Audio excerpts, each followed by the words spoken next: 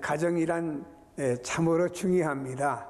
하나님께서도 에덴 동산에 아담이 홀로 있는 것이 쓸쓸해 보여가지고 하와를 만들어서 가정을 만들어 주었습니다. 그리고 에덴 동산에 보금자리를 만들어 주면서 행복하게 살아가라, 이렇게 인간에게 부여한 하나님의 축복이고 선물입니다. 가정을 누군가가 이렇게 말했습니다. 가정은 혈연 관계가 모이는 곳이 가정이다. 아버지가 있고 어머니가 있고 또 자녀들이 있고 그리고 또 형제 자매들이 서로 이렇게 있습니다. 그래서 서로 이렇게 혈연 관계가 맺어지죠. 이것이 가정이다 그랬습니다. 또 가정은 한 식탁에서 둘러앉아 식사하는 곳이 가정입니다.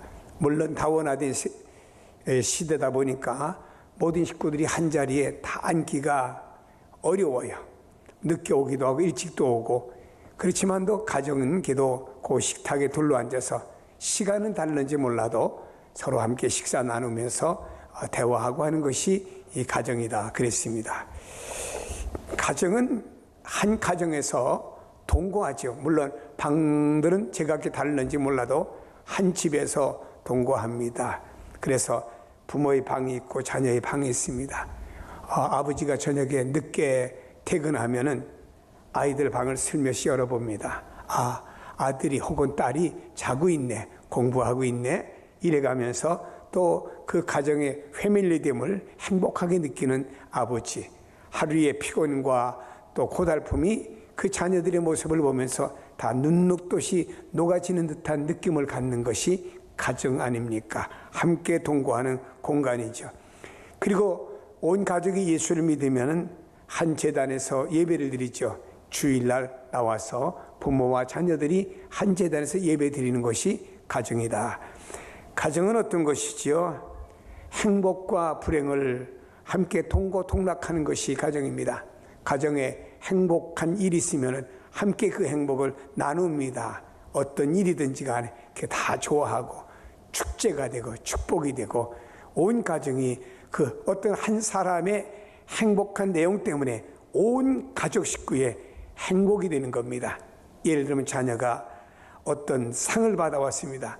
아버지도 어머니도 동생도 온 식구가 그 상 받은 하나 가지고 온 식구가 행복하게 느끼는 것이 가정 아닙니까? 그런가 하면 우리에게 또 어려움이 있다고 하면은 온 가족 식구들이 그 어려움 때문에 함께 기도하고 이 어려움을 어떻게 함께 타개 나갈까 생각하는 것이 가정 아닙니까? 그래서 이 가정에는 희로애락을 함께하며 동거동락하는 것이 가정이다, 이렇게 볼 수 있습니다.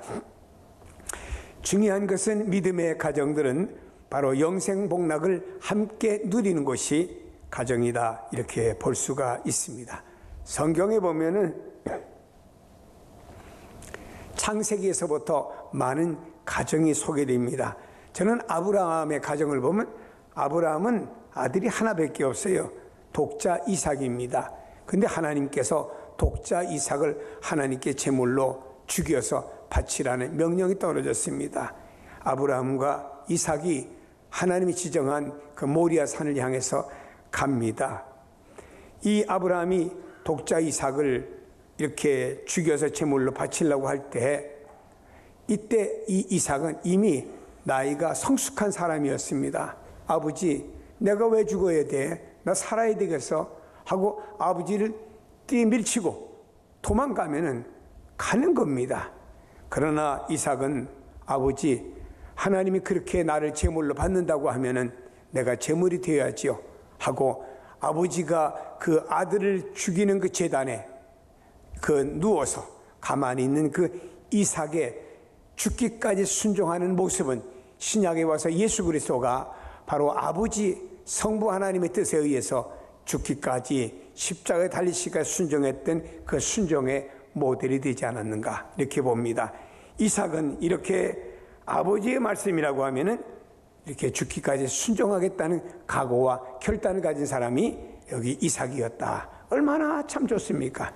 요즘의 아이들 보면 그건 아버지 생각이고 내 생각 들고, 아버지는 구세대 사람이고 나는 지금 신세대 사람이고, 뭐 이런 자녀도 없지 않았습니까? 그러나 이삭은 그렇지 않았지 않습니까? 또 봅니다. 아브라함의 조카가 그 소돔성에 삽니다. 하나님의 사자가 와서 이 소돔성을 유황불로 멸망시키겠다 입니다. 이 소돔성에는 잘못하는 어른들도 있지만 아직 그 어린 아이들, 심지어는 엄마의 품에서 모이를 먹는 아이가 무슨 죄를 졌습니까? 그 아이들까지 다 유황불에 죽어야 됩니다. 그뿐이 아닙니다. 그건 조카 롯이 있습니다. 그래서 아브라함이 하나님의 사자에게 애원합니다. 기도합니다. 그곳에 의인이 50명이, 40명이, 30명이, 20명이, 10명이 있으면 멸망치 않겠습니까? 하면서 그 피부치 조카의 구원을 위해서 그렇게 부르짖었던 아브라함, 그것의 어린 철부지들을 죽어서는 안 되기에 그들을 위해서 부르짖었던 아브라함의 뜨거운 기도가 있습니다. 얼마나 이 가족과 그 애가 뜨거웠느냐. 자기 친아들도 아닌 조카를 위해서까지도 그렇게 했던 그 아브라함의 모습을 볼 수가 있습니다. 이런 좋은 얘기들이 성경에 참 많아요. 그러나 그 반대 얘기도 나옵니다. 야곱에게는 아들이 12명 있습니다.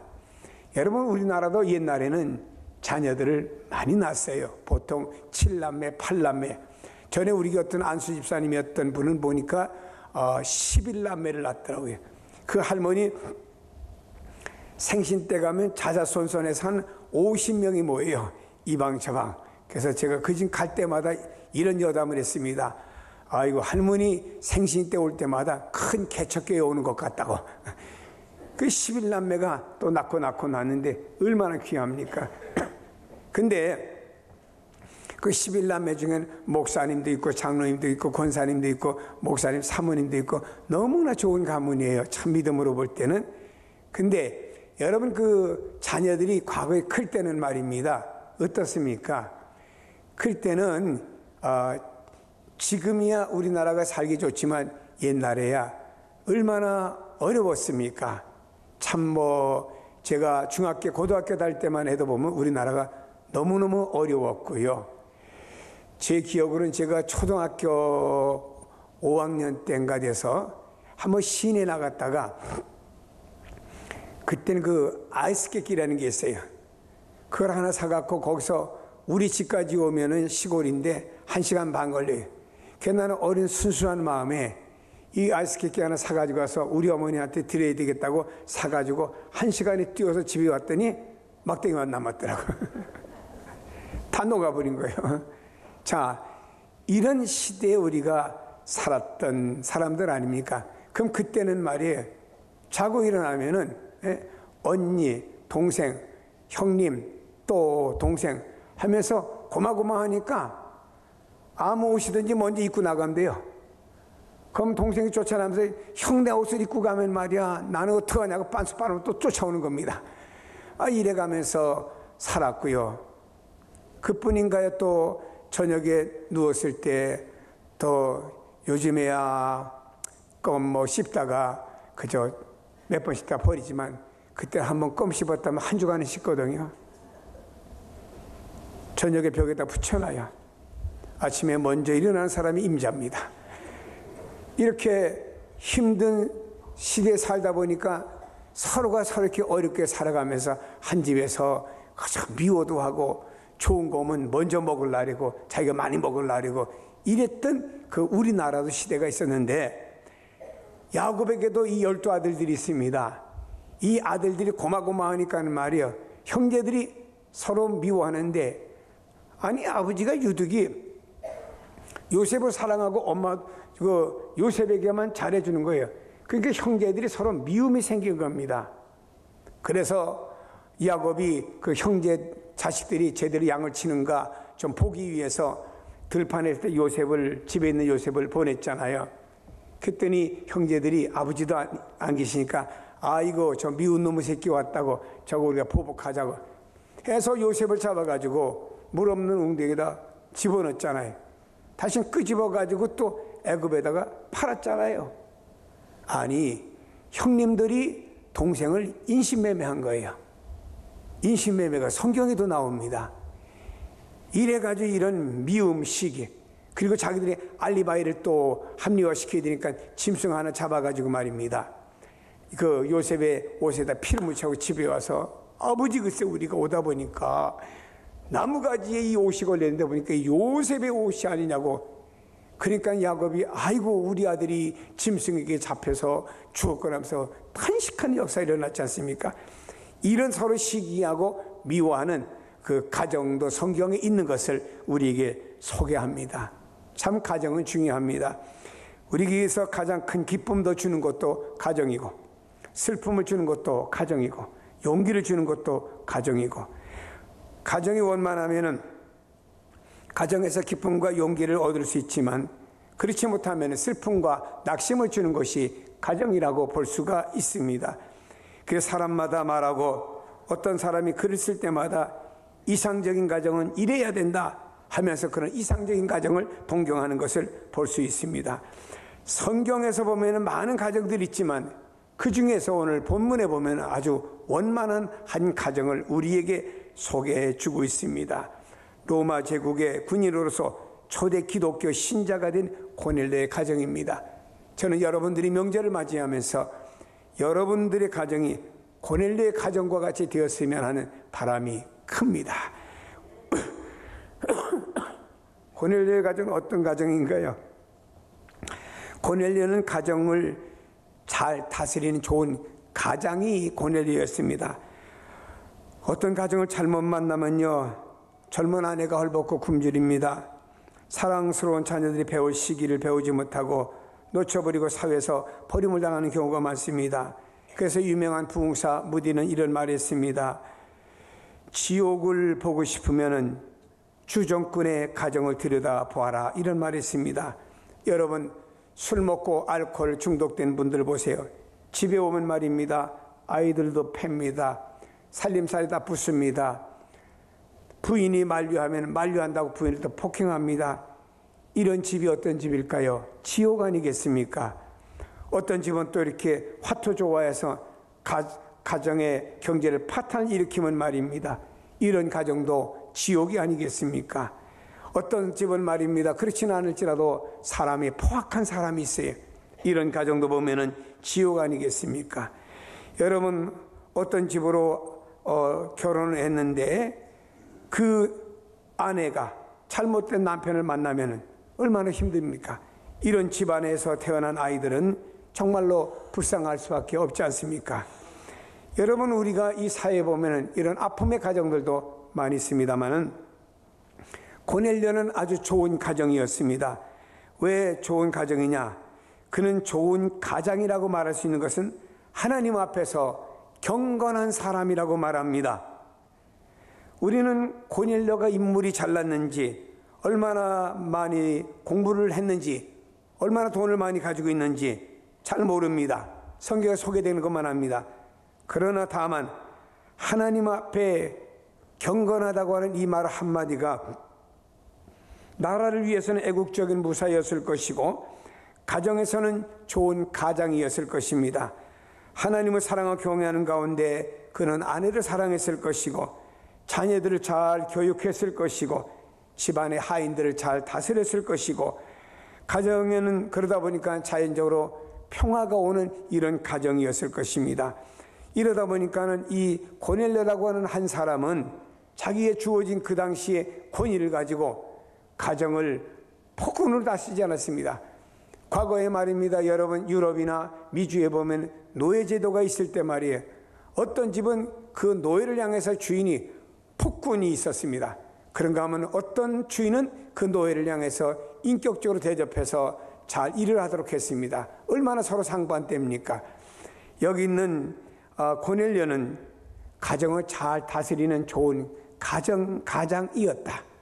여러분들의 가정을 잘 다스리세요. 우리는 하나님을 경외하며 그 믿음 안에서 가정을 잘 다스려야 됩니다. 안 보는 것 같아도 자녀들이, 부모들이 하는 것을 보고 배우게 됩니다. 제가 아는 어떤 사람은 아버지가 아주 술을 똑에 빠져 사는 사람입니다. 이 아들이 그걸 배워서는 안 되지 하면서 나중에 그 아들도 술 중독자가 되어서 그 아들이 40대에 죽었어요. 여러분, 가정의 가장이 얼마나 중요합니까? 이 가정의 가장으로 인해서 가정이 달라지기 때문에, 그래서 여러분들의 가정은 잘 다스리는 고넬료와 같은 가장으로서의 역할을 감당하시기를 축복합니다. 다음에 이 가정은요, 한 마음과 한 뜻으로 합심하는 가정이라고 볼 수 있습니다. 그 사람은 경건의 온 집안으로 더불어서 하나님을 경외했지요. 그를 모신 군사 가운데도 경건한 사람 7명이 있었다고 말합니다. 얼마나 복된 가정일까요? 우리가 보는 대로 가정이 합심되지 않아서 탄식하는 부모가 얼마나 많고 슬퍼하는 자녀들이 얼마나 많습니까?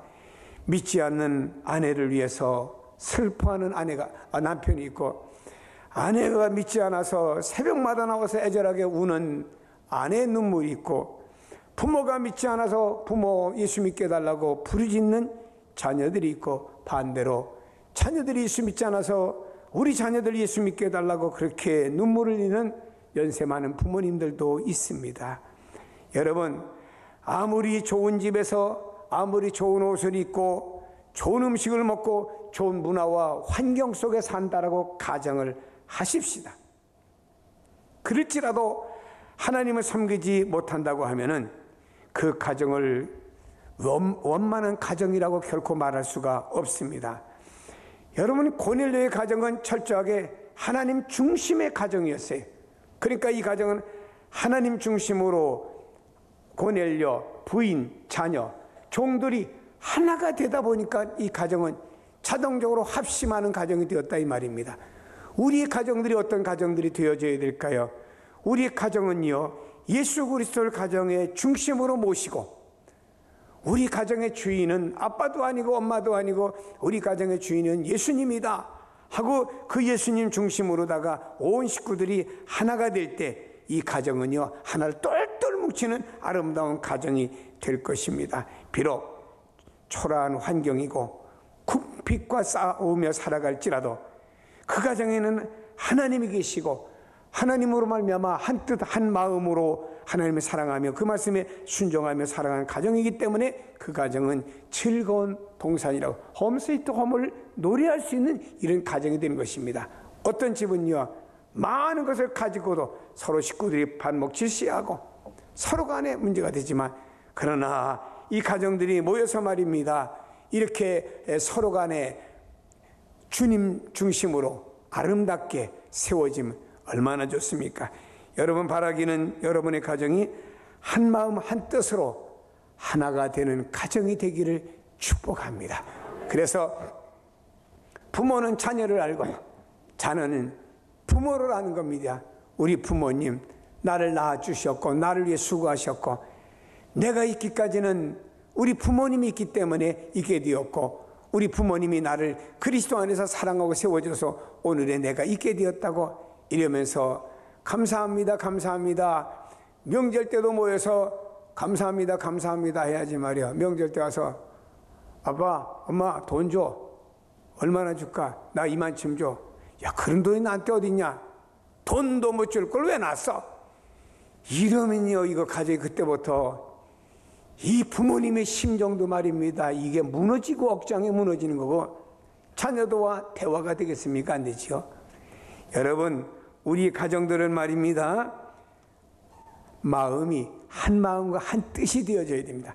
이런 가정이 행복한 가정이고 여러분의 가정이 이런 가정이 되기를 주님의 이름으로 축복합니다. 다음에 여러분이요, 여러분의 가정이 좀 물질적으로 풍성한 여유가 있는 가정이 되었으면 좋겠습니다.